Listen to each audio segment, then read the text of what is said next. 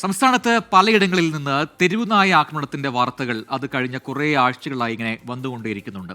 നമ്മൾ കോട്ടയത്തേക്കാണ് പോകുന്നത്. ഒരിടവേളയ്ക്ക് ശേഷം വൈക്കത്ത് വീണ്ടും തെരുവുനായ ശല്യം രൂക്ഷമാവുന്നു എന്ന പരാതിയാണ് ഉയർന്നിരിക്കുന്നത്. ഇതിനോടകം നിരവധി പേരാണ് തെരുവുനായയുടെ ആക്രമണത്തിന് ഇരയായത്.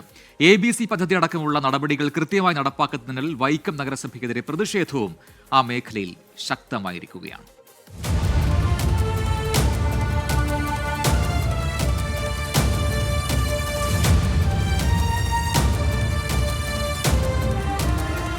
ഏതാനും വർഷങ്ങൾക്ക് മുമ്പ് കൊച്ചുകുട്ടികൾ മുതൽ പ്രായമായവരെ വരെ തെരുവുനായ കടിച്ചു കീറിയിരുന്നു. അന്ന് വലിയ ഭീതിയിലായിരുന്നു നാട്ടുകാർ കഴിഞ്ഞിരുന്നത്. തുടർന്ന് വാക്സിനേഷൻ നടപടിയിലൂടെയും തെരുവുനായകളെ ഷെൽട്ടറുകളിലേക്ക് മാറ്റിയുമാണ് പ്രശ്നത്തിന് പരിഹാരം കണ്ടത്. എന്നാൽ ഇപ്പോൾ വീണ്ടും വൈക്കത്ത് തെരുവുനായ ശല്യം രൂക്ഷമായിരിക്കുകയാണ്.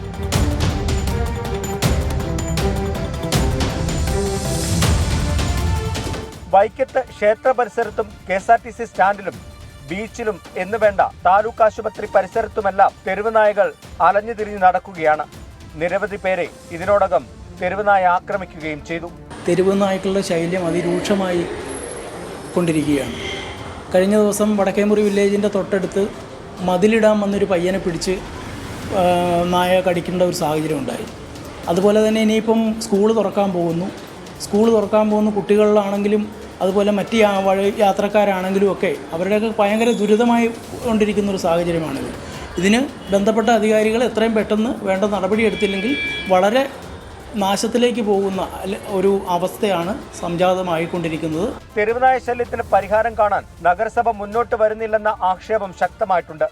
ABC പദ്ധതി നടപ്പാക്കാനും ഷെൽട്ടറുകൾ സ്ഥാപിക്കാനും നഗരസഭ മടി കാണിക്കുന്നുവെന്നാണ് ആരോപണം. വിവിധ രാഷ്ട്രീയ പാർട്ടികളുടെയും സംഘടനകളുടെയും നേതൃത്വത്തിൽ നഗരസഭയിൽ പ്രതിഷേധവും ഇതേ തുടർന്ന് അരങ്ങേറി.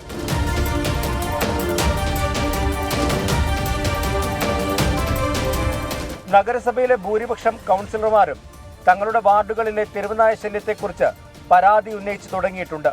മറ്റ് സ്ഥലങ്ങളിൽ നിന്നും നായകളെ കൊണ്ടുവന്ന് വൈക്കം മേഖലയിൽ തള്ളുന്നതായും നാട്ടുകാർ പരാതിപ്പെടുന്നു. സ്കൂൾ തുറക്കാൻ ദിവസങ്ങൾ ബാക്കി നിൽക്കെ വിദ്യാർത്ഥികൾക്കും തെരുവുനായ ശല്യം വലിയ ആശങ്കയുണ്ടാക്കുന്നുണ്ട്. അതുകൊണ്ട് തന്നെ ഈ പ്രശ്നത്തിന് എത്രയും വേഗം പരിഹാരം കാണണമെന്നാണ് ഉയരുന്ന ആവശ്യം. അരുൺ നിണ്ടൂരിനൊപ്പം ടോബി ജോൺസൺ, 24. പൊതുജനം കഴുതയല്ല സാർ.